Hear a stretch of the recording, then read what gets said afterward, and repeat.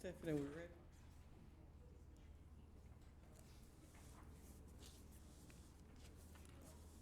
Good evening. Welcome to the Henry County Board of Commissioners call meeting, 6 p.m. Tuesday, July 25th, 2023. We will begin our meeting with the Pledge of Allegiance, if everyone would stand. I pledge allegiance to the flag of the United States of America and to the republic for which it stands, one nation, under God, indivisible, with liberty and justice for all. I'd like to call the meeting to order. This is a public hearing for the millage rate 2023 through 2024 millage rate presentation. The following presenters will come forward: Bonita Campbell, our budget director, and Michael Harris, Henry County Tax Commissioner.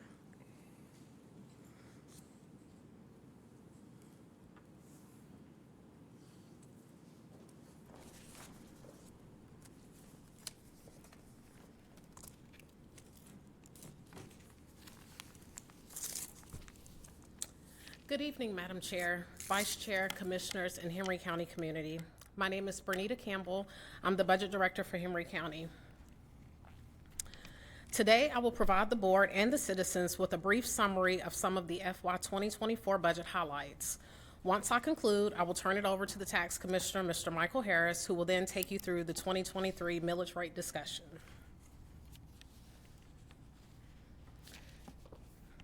The FY 2024 adopted general fund budget is $232 million, which is a 7% or $15.1 million increase year over year. Some items of note for the FY 2024 budget: the adopted budget was based on the current millage rate of 12.733 mills. Only current projected revenues are being used to pay for current projected expenditures. Fund balance was not used to balance the budget. Some of the major items that were funded in this year's general fund budget include the class and comp implementation for county employees, judicial supplement increases, and county-wide contract increases ranging from technological, medical, and professional services increases. The FY 2024 budget was based on expected property tax digest growth of approximately 14%. 86% of the growth is due to inflationary growth, while 14% is due to real housing inventory growth. At this time, I will yield to the Tax Commissioner, Mr. Harris, who will now take you through the millage rate discussions for FY 2023. Good evening again, Chair and board members. As you set my presentation up, again, I did want to piggyback on something Ms. Campbell mentioned, and I'll get into it in my presentation. The fact that the board is once again considering a 12.733 millage rate, which has been steady for the last 6+ years. I think it's just of note that certainly this is a testament to the work that Ms. Sherry Matthews and her team, David Smith, Bonita Campbell, and her entire team does to generate and produce a budget that does not require the county to move into increasing their millage. So again, that's certainly something that needs to be noted. I'll kind of touch on that as well a little bit more. And again, also accolades to the Board of Commissioners for you all having that insight and vision and supporting your staff in that manner. So quickly, I'm going to go through kind of some of the basics behind the millage rate process itself. What is a millage rate? Quite simply, it is a tax rate used to calculate local property taxes. The rate represents the amount a homeowner has to pay for every $1,000 of the property's assessed value. The assessed value includes both the structure and the land in which it sits. So when people get their assessment notices, they'll notice it's broken down by land and by structure. Property values are comprised of two separate entities. First is the fair market value. This is determined by the tax assessor's office. They have strict regulations on how they go about making those assessments. They are bound by certain rules and regulations to make the determinations. People often ask us, why can't it just be lower? They have strict guidelines they have to follow in order to make sure that the assessments are done in accordance with state and federal provisions. The tax assessor's office mails notices in April and May. Taxpayer has 45 days to appeal the value to the Board of Assessors. So again, and sometime in typically late April, early May, everyone will receive an assessment notice. It's not a bill, it's simply an assessment notice notifying property owners of what their assessed value has been for that tax year. And every property owner has the right to appeal that decision should they deem it necessary, and they have 45 days to appeal to the Board of Assessors. The assessed value is simply taking that fair market value and taking 40% of it, so simply multiplying that by 40%, that gives you your assessed value. So calculating the county property tax at 12.733, as Ms. Campbell stated, the county intends to maintain. The equation is relatively simple. It's assessed value minus any exemptions that may apply times your millage rate simply gives you your taxes due. So here's an example of a homesteaded property versus a non-homesteaded property. Homesteaded property with a market value of $300,000.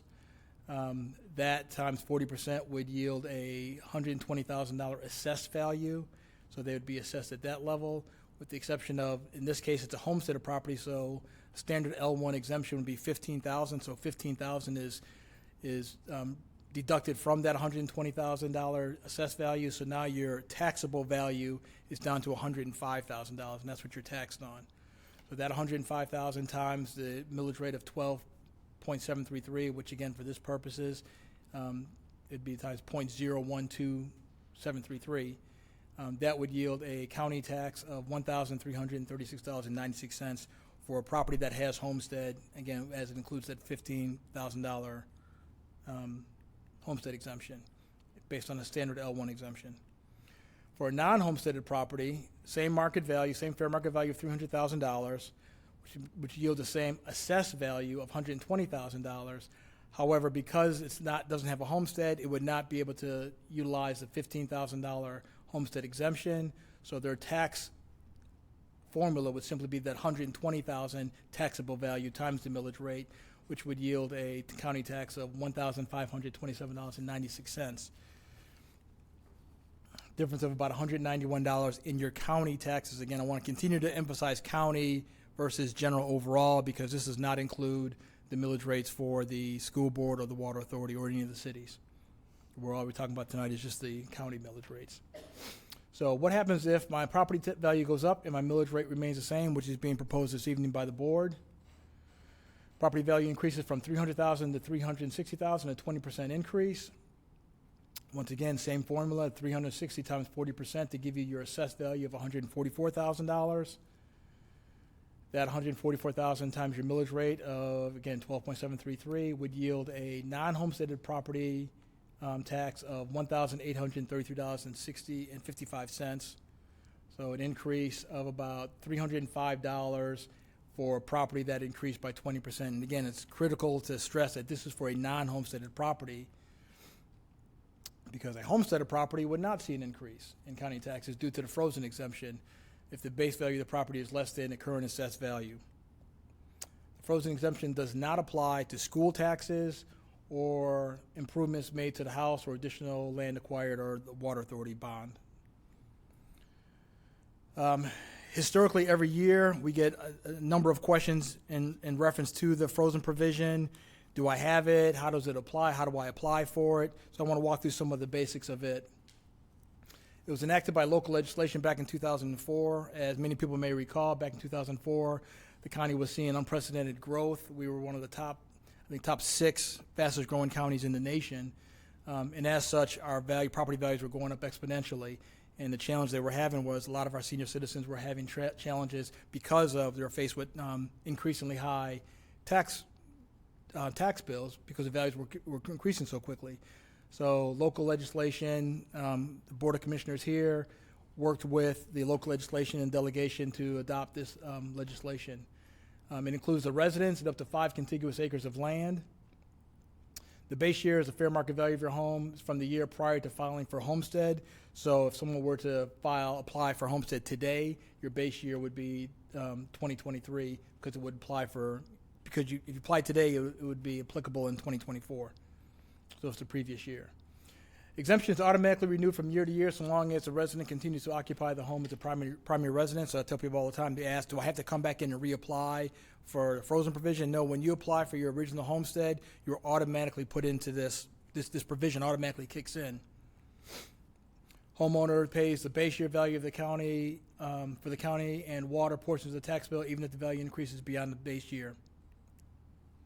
If property value decreases below the base year, the homeowner would pay based on the lower valuation, so you never get penalized for having this frozen provision in place.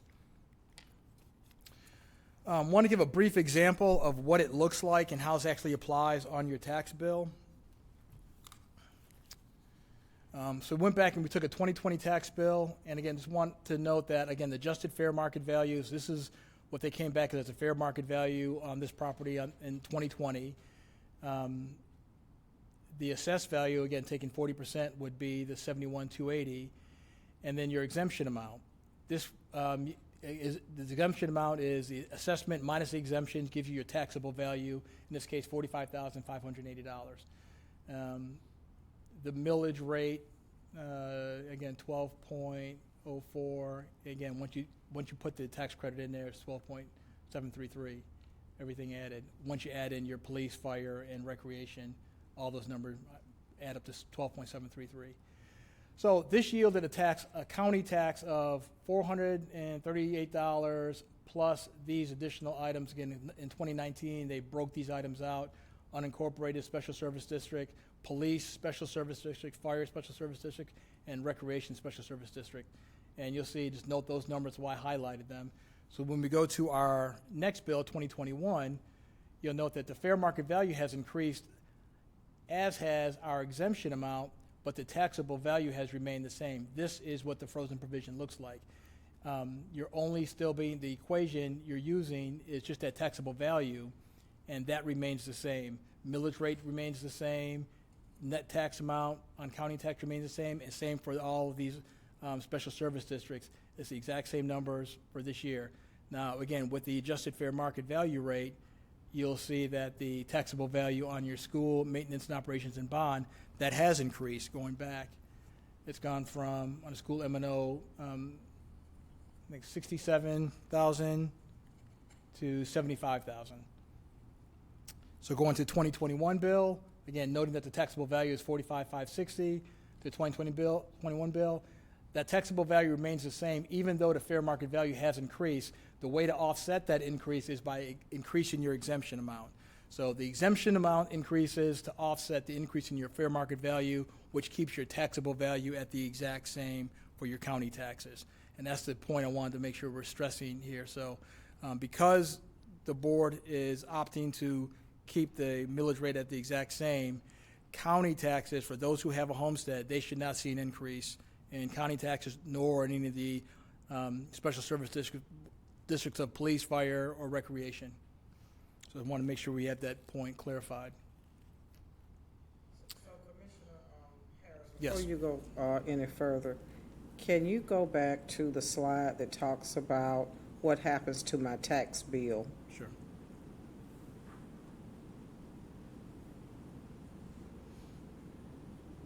So from this standpoint here, it says that property values go up, millage rate remains the same. So who controls, the county doesn't control how property values go up. Is that dictated by the market, or? It is. Yeah, so every year the tax assessor's office, again, John Self and his team, with Cooper Keller and Barbara, they go through the process of assessing all the properties within the county. And they come back with a determination based on a variety of factors. Some are based on sales, based on market trends, things of that nature. But they have strict guidelines that they have to follow to make their assessments. So every year they make the assessments, those assessments come back. So if a property value increases from 300 to 360,000, that has nothing to do with the Board of Commissioners. As stated, the formula is relatively simple. It's simply value times tax rate equals tax. If any one of those items, those variables, value or tax rate goes up, then ultimately your tax bill will go up. In this case, the board is proposing to leave the tax rate at the exact same. However, the values have increased. thereby equating for an increase in tax values.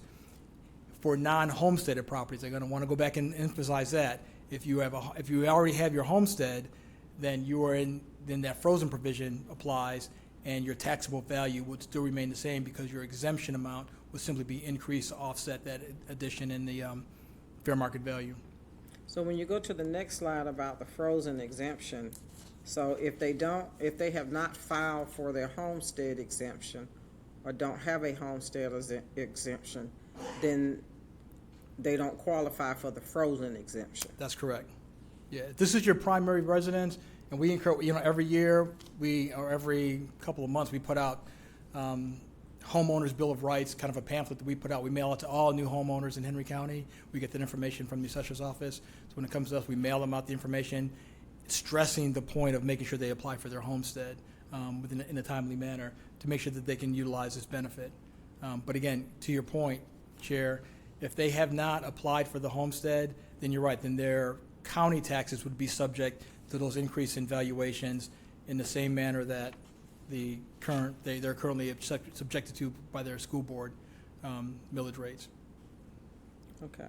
And so going to the next slide, when you talk about, you're showing the examples on the tax bills, then the increases is coming from the school and water. Yeah, to a far lesser degree, water. But in this case, the 2020 bill, again, with a fair market value of $178,000, that yielded a county maintenance and operations bill tax of $1,300 plus their school bond of $258, so roughly $1,600 for school. If we go to the 2021 bill, that has now, while the county tax has remained the same, the school M&O has increased to $1,500. The bond has increased to $283. So now you're up to about $1,700 or close to $1,800. And fast forward to 2022 bill, again, county taxes remain the same for this homesteaded property, but now your school M&O is $1,700. Your school bond is $300. So now your school taxes are in excess of $2,000. So ours remain the same, but because the schools are not part of the frozen exemption, theirs continue to rise while ours remain the same. That's correct. Okay. Until they reach there is an age exemption that's offered here in Henry County beginning at age 62. Beginning at age 62, residents can come back in. They do need to come back in and reapply for the age exemption at age 62 once they're 62 on January 1st, by January 1st of that year. So at age 62, you're able to deduct $20,000 off of your school board, off your school taxes. At age 65, that amount increases to $80,000 is deducted from your assessed value on your school taxes. At the age of 68, that amount increases to $120,000. That's deducted directly off of your assessed value to, again, lower your taxable value. And by age 70, you no longer have to pay any school taxes. So that is the provision they have on the school side to kind of help offset some of the tax burden for some of our senior citizens. So then there are other exemptions for disability and veterans? There are, and there are set specifications on how you qualify for those exemptions: disability, veterans, disability exemptions, surviving spouse from an armed conflict, surviving spouse of a peace officer. And there's conservation, free port exemptions apply to some of our businesses, and forest and land protection exemptions.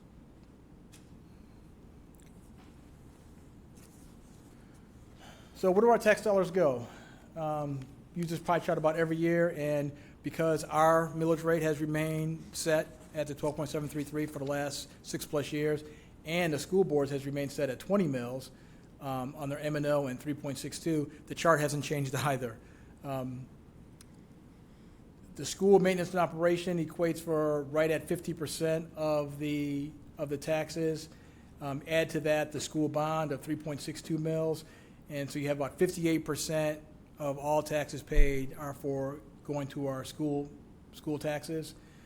Water Authority, the 2 mills for the Water Authority, their bond, that equates to about 5% of total taxes paid, and the remaining 37% accounts for the county government. And again, that's your police, fire, roads, parks, and everything else included with county, the running of the county government.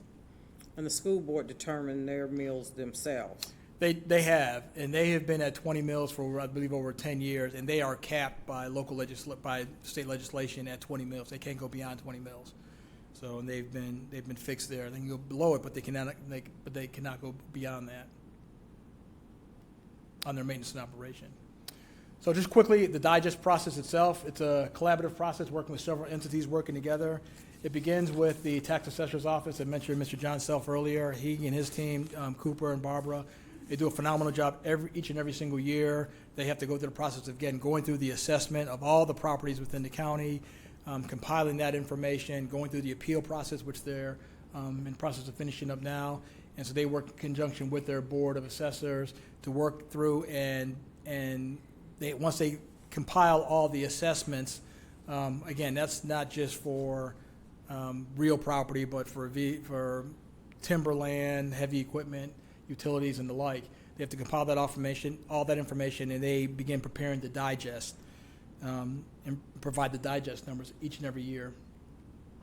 From there, our team gets involved, and again, Ms. Lynn Cardy and her team, they work hand in hand with the tax assessor's office and taking that digest information and being able to work through the millage process. We work hand in hand with all the different jurisdictions, Board of Commissioners, Board of Education in the respective cities, to perfect the digest and make sure everything is in line. Again, Board of Education, we have to work with them. They have to set their mill. And again, so the process, the way it typically works, in the same manner it's worked here with the Board of Commissioners. You set a budget, and then based on your budget, your budget needs, you establish and then from there, you find out from the assessor's office what that digest amount is, what's the taxable value, taxable amount of goods that we have here in the county, and from there you can set a millage rate to back into making sure you meet those budgetary needs. Again, the Board of Education have done that. They set their budget back in June, I believe, and so again, they came back and set their mill. They retained at the same millage rate. So likewise, Board of Commissioners had the same process, set your budget, come back and set your millage rate, which you're doing tonight and next week. And again, what needs to be noted is, because of the frozen provision, and this is why I think it's of note that the county has been able to maintain the same 12.733 millage rate over the last several years. The frozen provision, it equates to, I think this year, Mr. Self said it equates to about somewhere close to $30 million. That's revenue that would have come to the county coffers. However, because of the frozen provision that's in place, that's now a savings that's realized amongst all the citizens. So even with that in mind, and that's gone up, I think last year it was like 20 million, now it's gone up to about 30 million. So even in spite of that much money coming out of the, potential revenue to the county, the county staff, again, Ms. Matthews and her staff and her team are still able to kind of work within those confines to make sure that all the services, we still continue to increase our level of service each and every year. So again, it needs to be noted, and kudos given to those who do all that work. Cities of Stockbridge, McDonough, Hampton, and Locust Grove. The city of McDonough has had a city mill in place for several years now. The city of Hampton approved their first millage in several years, several decades. Last year, they came back and established a 4.5 mil. This year, this afternoon, they've decided to decrease that by 0.5 mils down to 4 mils. And the city of Stockbridge is currently considering a millage, adding a millage this year. The city of Locust Grove has indicated they will not be doing a millage. So we're also working with those cities. And again, hats off to Lynn Cardy and her team, because they have to work and coordinate ads and paperwork and filings with all those entities. So that would be an additional city tax for those that live within the city limits of any of those municipalities, with the exception of Locust Grove. That's correct. So right now, for residents that live within the incorporated city of McDonough, on their tax bill, they will see a single line item that says City of McDonough tax. That'll be indicated. Once all that information is gathered and reports are put together, all that information has to be checked and rechecked, and then sent over to the Department of Revenue for final review and approval. The tax digest itself, as stated earlier, is a listing of assessments and exemptions consisting of real and personal property, timber, mobile homes, motor vehicles, heavy-duty equipment, and public utilities. The digest, by state statute, must be approved by the State Department of Revenue before tax bills can be mailed out, and bills must be received 60 days in advance of the due date. So right now, our due date is November 16th, so we have to have bills must be in hand by no later than September 16th. So we always shoot for having mails out by no later than September 1st, and we've made that every year that I've been here, which again, it speaks to all the process and everything and all the moving parts that are involved in the process, and we have these set deadlines that we have to continue to meet. So again, everyone working in concert makes a big difference. So this year's proposed millage rates, I'll go through this really quickly. Just listed jurisdiction, and again, county-wide millage rates. This is counties' kind of general fund millage rates, and that applies to each and every jurisdiction. Last year, the county-wide millage rate was 8.699. This year, some of those general fund millage rate has been dispersed differently amongst the fire and police and the recreation and the unincorporated areas. However, the overall total is still the same, 12.733. However, what you will notice is because that countywide millage rate of 8.055 was decreased by, again, that was a determination made by the Board of Commissioners. This is the total millage rate being proposed for this year for all the other jurisdictions, and this was last year's millage rate on this side. And as you'll notice, with the exception of Stockbridge, because they still haven't adopted theirs yet, but the city of McDonough went from 37.961 mills last year down to 37.145. City of Hampton went from 40.639 down to 39.903. And the city of Locust Grove went from 36.139 down to 35.903. So at the end of the day, because of the actions taken by the board in reducing the overall county-wide millage from 8.699 down to 8.055, that invariably had the impact of actually reducing those cities' millage rates as well. So it can be confusing, I know, because I know in the newspaper it talks about a 10% increase or a 24% increase, and that's a formula that we have to adhere to that the state gives us, and it's you're looking at the potential rollback rate versus what your actual millage rate is, and that's how they come up with that figure. And again, it's a little bit confusing to kind of go through. At the end of the day, this is the number that I tell people they need to focus on. What is your actual millage rate going to be? Because again, your taxes is determined by your value minus any exemptions times your millage rate. So anytime your millage rate goes down, that's always a good day. So again, like I said, in this case, the county's millage rate is being proposed to stay padded where it's been for the last 5+ years. Quickly go over a sample. This is last year's sample tax bill, and I just wanted to show this one to give some context. This is this year's sample tax bill. Again, we've added a little bit more information. This is the front side of the bill, the back side of the bill. We've added some information on various parts of the bill itself, as well as some of the exemption information for our residents. And one thing you notice different, there's this line down here that speaks to the HTRG credit, and that stands for the Homestead Tax Relief Credit. And this is something that is new this year, and they'll be included as a line item on your tax bill, HTRG, and it'll be shown as a credit. And what this is a property tax credit, and this was enacted by Governor Kemp and the General Assembly this past year. Again, HTRG stands for the Homestead Tax Relief Grant. It's a one-time tax reduction program enacted by the governor and the legislation for eligible homeowners who have an approved homestead in place on their primary place of residence. So back to your point again about the importance of making sure you file for homestead. If you have not filed for homestead, or if you're renting, then this would not apply. This only applies if you already have your homestead in place. So that's a critical piece of this. So those property owners who have homestead will receive tax relief in the form of $18,000 reduction in the assessed value of their homesteaded property. So it will vary from person to person. Again, the cities will be a little bit different because they have an additional tax rate. But it does not apply to bonds. So the school bond amount of 3.682 mills would not apply to that, or tax allocation districts, or special service districts. Said in one of the earlier slides, back in 2019, the board opted to go from just showing one overall millage rate of 12.733 to breaking that out to a general fund, a separate mill for police, for fire, for recreation. Those are special service districts. Because that was created after 2004, those would not be included in the deduction. Again, nor our rental properties and non-homesteaded properties will not be eligible for the tax relief. We anticipate or estimate that the amount of this credit should be right around $500.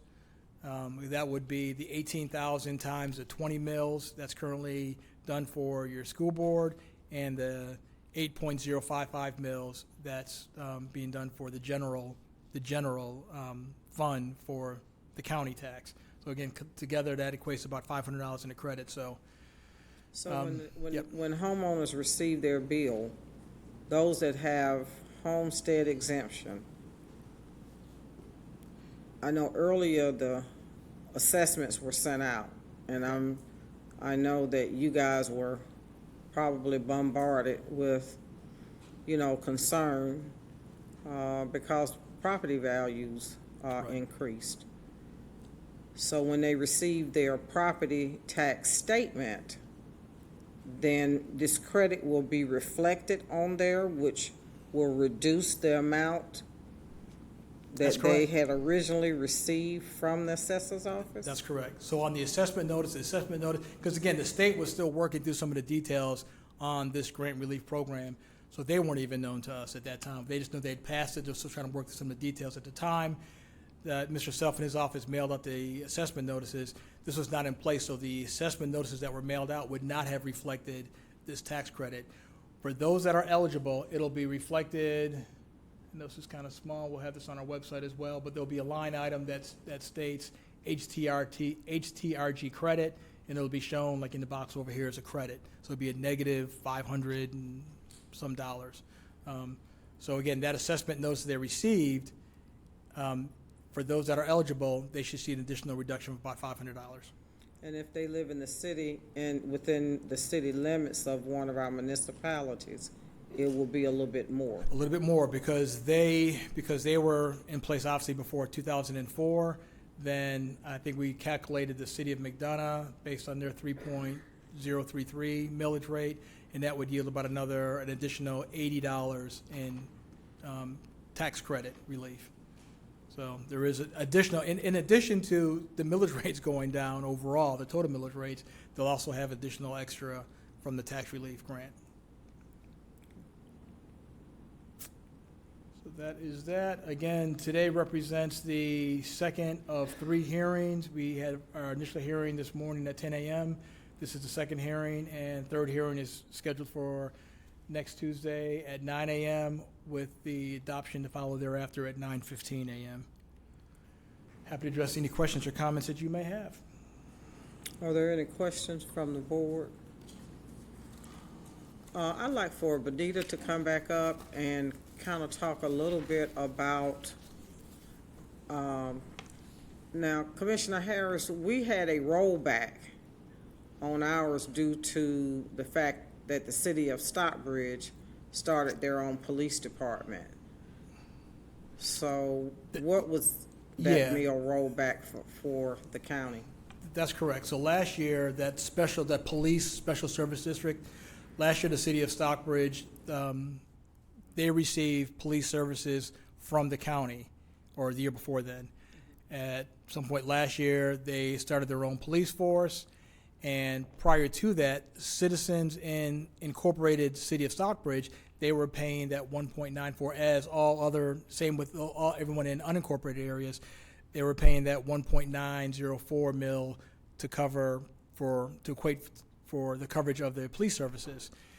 When they enacted their own police force, they came back and approached the county and said, hey, we now have our own police force. We no longer have a need for county police services.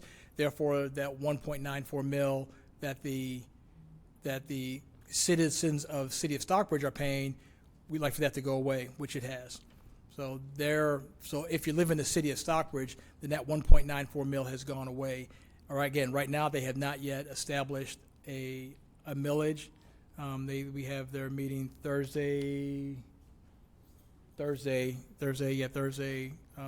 Thursday morning to set and establish their millage. So whether or not they choose to reestablish the 1.94 that was removed in order to pay for their police services or another amount, that's at the discretion of the Stockbridge City Council. So, Benita, what percentage of our budget goes to public safety? Public safety. Hold on 1 second. Is 52% of our budget, of our overall general fund budget. 52%. Goes to public safety. Yes, ma'am. And what percentage goes to parks and recreation? Hold on. Do you have a calculator? Do you have, I think it's like 10%. This Parks and Rec, can I see? Does that include senior services as well? No, ma'am, just Parks and Rec. Just Parks and Rec? Senior services is covered under the general fund. Okay. So about 60% of our budget goes to public safety and parks and rec. Yes, ma'am. Okay.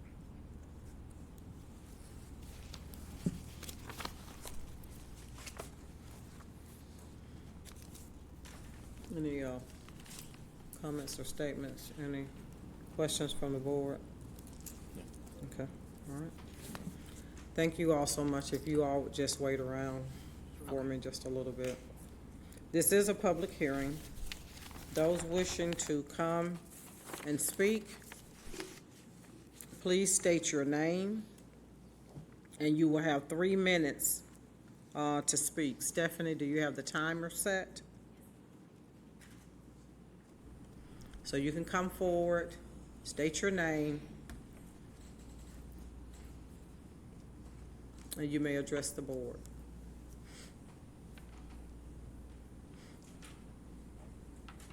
It doesn't matter, whichever one. Hi, my name is Mindy Mayers. What else did you say to state? Just your name. Oh, just my name. Okay, sorry. Mindy Mayers. I live in the city of Stockbridge, but in Henry County. And I just want to say that I'm concerned about any time we talk about our taxes increasing in any way, because as you just heard, city of Stockbridge, they're going to institute, I was at their tax hearing, and it seems pretty, they seem pretty confident that they're going to institute a tax for us in the city of Stockbridge. I was at the school hearing, and it was pretty confident there that our taxes are going to go up on that rate. And so looking at my bill, you know, I can remember moving to Henry County and starting with my taxes at $1,700, and now I'm almost up to $5,000.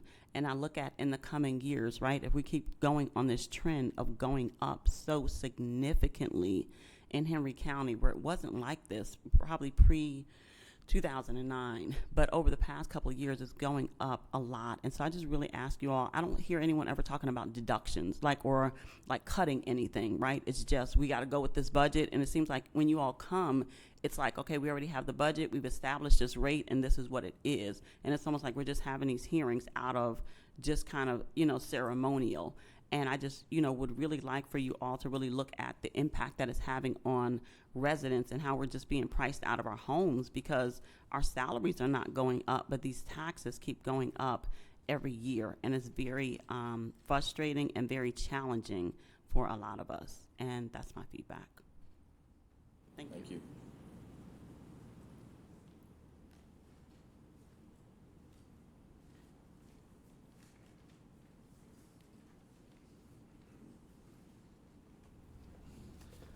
Hello, my name is Josian Robles. I live in unincorporated McDonough here. This is my first time here. I've never done this before, so excuse me if I'm not how I'm supposed to be, but I wanted to also give some feedback too. I've been very concerned about how we're managing our taxes here. So I've been living in Henry County for 15 years, and I've never really cared about coming to any of these meetings. But year after year, especially the last 3 years, our taxes are going completely over like it's an increase that I've never seen before. And on that line, inflation has been going about 4 to 8% all this time since the pandemic, but our homes have been increasing about 15% in value every year. So in the last 2 years, my home increased in value 30%. And with that, it definitely reflects linearly with your tax, even though this is an increase. But even if you don't increase it, it's still an increase on us. Our salaries are even less than inflation. It's like maybe 3% that most companies have been doing. So we're really lagging every time, and seeing that I'm paying for property taxes about 15% more, which is 7% more than inflation last year, it just doesn't agree. And you can see with the budget increase that you're asking for the county, that you're asking for a 7% increase, which kind of like makes sense with inflation. If inflation is going 6%, 7% sounds, there. But what we're paying is a lot more than that. It's I don't know. It just makes no sense that last year I paid $5,400 and this year I'm paying $6,400, which is 20% more on my taxes, but you're only asking for 7% more on budget. So that, I'm not a math expert, but I just think that we need a decrease in mileage rate, not a keep it the same or increase it. We need a decrease. And that 18% that says that we're gonna get back from this Governor Kemp doing a property tax, whatever you call it, credit, 18% is really 3%, because our homes went about 15% in this county. So it's really just 3% that we're getting back from our last year inflation, which was another 15%. So it just, math for me doesn't kind of matches what we're doing. And I know we can explain it with a lot of numbers here. And, if somebody give me $50,000 more a year, I'll find out how to spend it. And I think that's what we're doing. But we definitely need to control how that's going and actually lower our tax. That's what I think. Thank you. Thank you.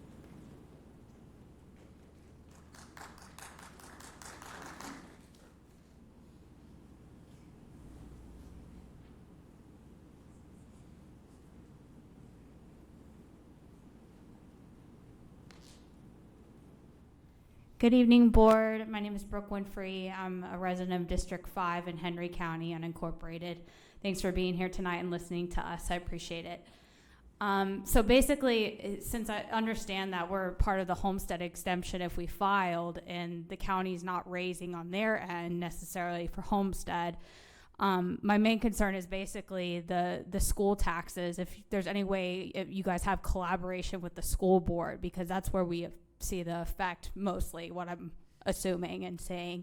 So I encourage you guys to work with the school board maybe and come up with a proposal to get everybody on the same page and see where we can just cut a little off the top. Because right now it's just really like a sticker shock when these homeowners are opening their tax bills. They're like, what the heck is this? But yeah, please work with the school board. Maybe this is a collaboration opportunity, work together, kind of work for the homeowners' benefit and get things down just a little bit.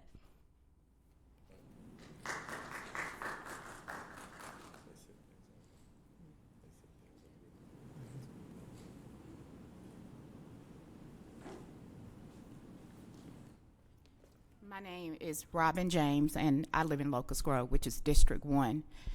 I'm 58 years old. My husband is 67. Obviously, we're not having children.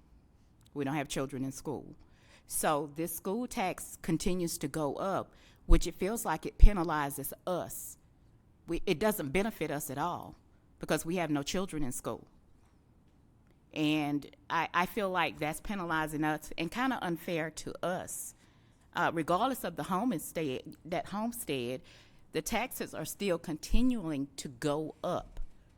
So that's making our bill go up. My husband will be on a fixed income next year after 39 years of service retiring. So it's really not helping us at all.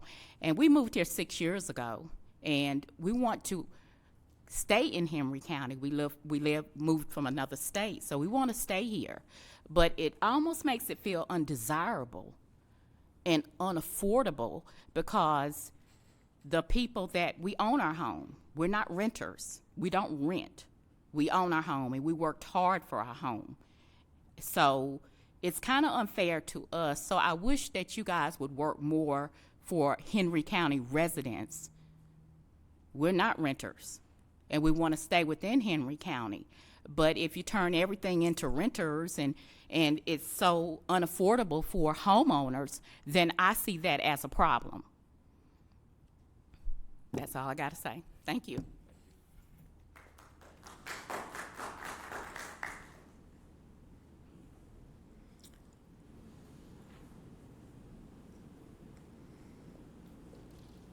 Good evening, board and chair. Jamal Avery, 504 Shades Walk, McDonough, Georgia, unincorporated Henry County. I understand taxes a little bit differently, so I'm not too disturbed by what's going on. As Brooke stated, my previous neighbor stated, I just hope that you're able to collaborate with the school board. We consider ourselves millennials, and unfortunately at this current time, we don't have children in the school board. In the school system. So, I understand, the concerns of our neighbors that, we're paying into something that we're not utilizing. I get it. If we decide to have a child or whenever that we want to send them to public school, my issue is our current state of public service in the way in which we receive it with the current budget of tax dollars that is allocated. I drive around, I'm driving on potholes, I'm passing trash, I'm seeing all types of, different things in Henry County that was not here before. Yes, I appreciate the growth, some of it, not all, but I challenge you guys to definitely look and collaborate with everyone who is taking from the tax digest from the county to see if you can make some cuts, some changes, and, to get us on a better track or trajectory than we currently are. That's all that I have. Thank you.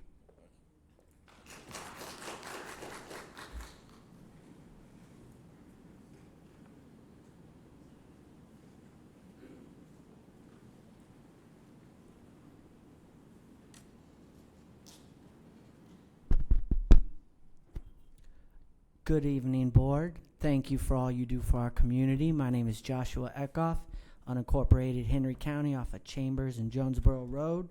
I heard the young man say Hampton has their own police, but when that shooting spree happened, our officers helped because they're amazing. We went to the board meeting for the school, and I think someone there said 27% over the last 3 years. It just keeps going up and up and up. And it is pricing some people out,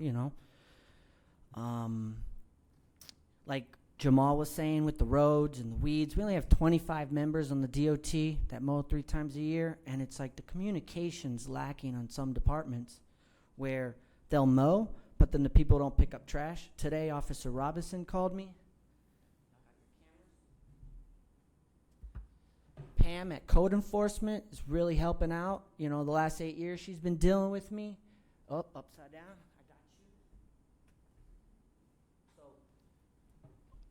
Code Enforcement's on point. We got 3 of them working on Saturdays because they've been off for the last 8 years. And, we're all starting to communicate better and handling everything better when you listen to the civilians. And Officer Robinson called today, was taking care of that. So it's, we're growing in the right direction, but when things keep going up the way they are, you're losing a lot of good civilians. Like he says he's been here 15 years, first time speaking.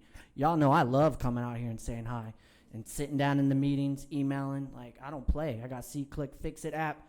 So, first time homeowner. I'm proud. I haven't been jaded by Atlanta or Georgia yet, So it's like anything we can do to help you, we're here for you, If I need to go to the state hearings and start talking to them and banging on doors and get some real money, some real help, get these guys, a raise, get more on duty than 10 at night, I got you. So I appreciate you listening to us. I know these are some hard decisions you have to make, and I I got 52 seconds. I'm just drawing a blank once I stare into your beautiful eyes. So I'm just going to leave it at that and say thank you for all you do. Have a great night. Oh, there's still no lines out on this main road or raised pavement markers. That's killing me. And the pot out front, come on, I'll go to Home Depot and get you guys a plant, something pretty to stare at. I mean, if any of these are real, I'll plant them for you. So the little things add up. I just want y'all to know that. We notice and we appreciate all you do. Have a great night.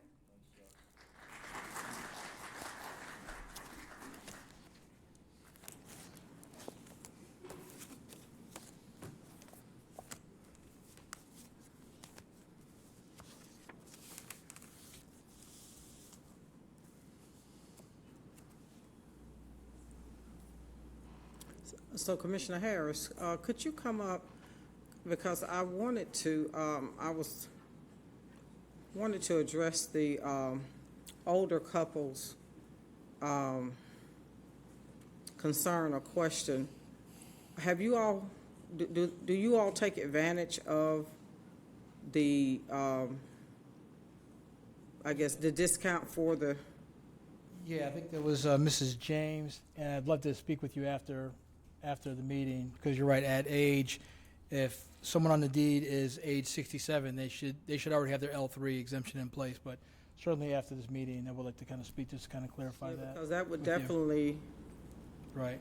eliminate some of that school tax. Yeah, and Chair, if I could, there was another comment. The gentleman mentioned 18%. It's not 18%, it's an $18,000 reduction in your assessed amount. So it's not a percentage in this case. It's a mathematical equation at 18,000 times the millage rate for the school board and for the county general fund should equate to ballpark around $504 what we're looking at. So it's an actual flat fee number that's being considered. And last, I did want to make that the increases that there were spoken about, those come principally from non-homesteaded entities. That would be our industrial digest, our commercial digest, those that are paying those taxes. Those valuations went up in the same manner that other properties have gone up. But again, there is no homestead in those cases of the commercial properties. There are some exemptions that are allowable for certain industrial entities, but for the vast majority of that, our industrial footprint alone equates to about 19-20% of our digest. So again, and those exemptions don't exist. The homestead exemptions we're talking about, those exemptions exist for our homeowners and residents. Just wanted to clarify that point. So I made this comment earlier this morning. I think it's important to understand that sometimes asking for a millage rate reduction, folks don't always understand what that means. And I can speak on my property value went up 37% this year, by the way, and I live in the city of McDonough. So I can understand that, but because I have the frozen tax exemption, my taxes for the county did not go up at all. And if you're looking at industrial and commercial, you gotta remember, they have the lowest impact on county services. We as residents have the highest impact on those services, but yet they have some of the highest impact on our roads.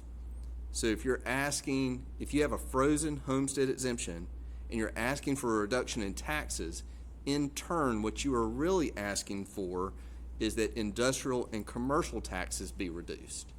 So I say be careful what we ask for sometimes and who you're asking where that reduction come from, especially if you have the frozen homestead exemption, which is extremely important. Also want folks to know we're in the bottom third when we look at our taxes in comparative to other counties. You can find that at the State of Georgia's tax website. It's there. You can find that there. And also, to the point that several of y'all have made, our school taxes are in the highest amount that they can be. So please make sure you get your frozen homestead exemption for your primary home. It is that important.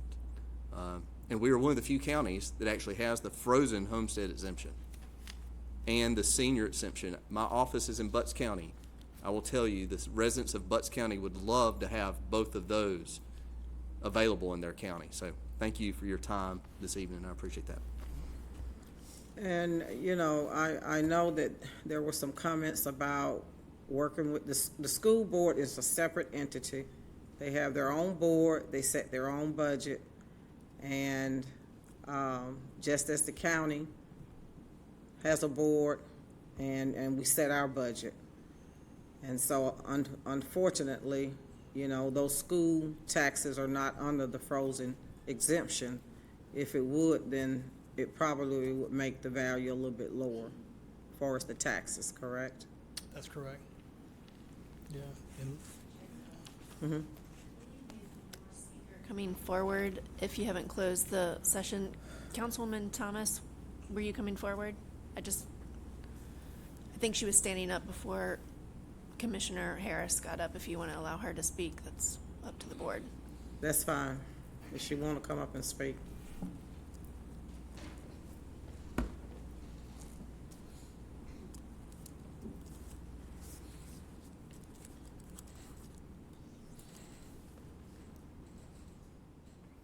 Good evening, Board, and thank you for allowing me to speak today. I'm Councilwoman Vanessa Thomas, City of McDonough at large, and I would certainly be remiss if I did not come before you all to speak on behalf of my constituents, homeowners, and residents, not only within the City of McDonough, but within Henry County as well.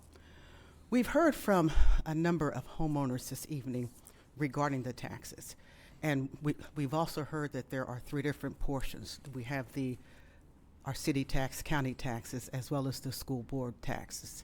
Unfortunately, some of the homeowners were asking, you know, for us to work together. And, you know, but unfortunately that has not happened, and I don't know if it will. I mean, all things are possible. But that is something that we should certainly look at, is working together when we do look at our taxes.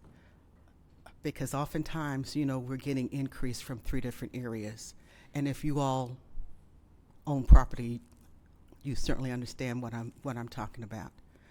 We do have some senior citizens here that have problems with the increase. They're on fixed incomes. We currently have the different levels of exemptions for our seniors. However, it comes in progressions. At age 62, 65, 68, and age 70. Now that's something that we should consider in giving them the full amount of their exemption instead of in progressions, such as if they once they reach age 62 or 65.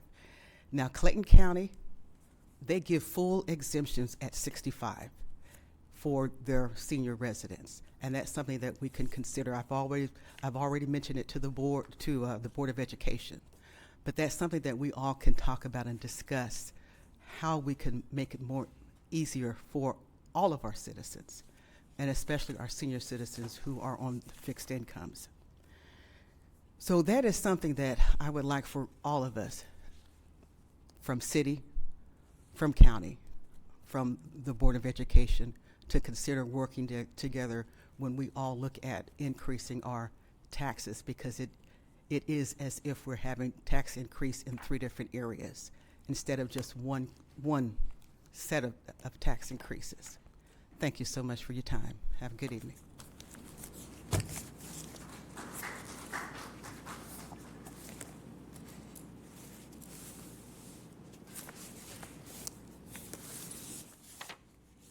So the public hearing is closed.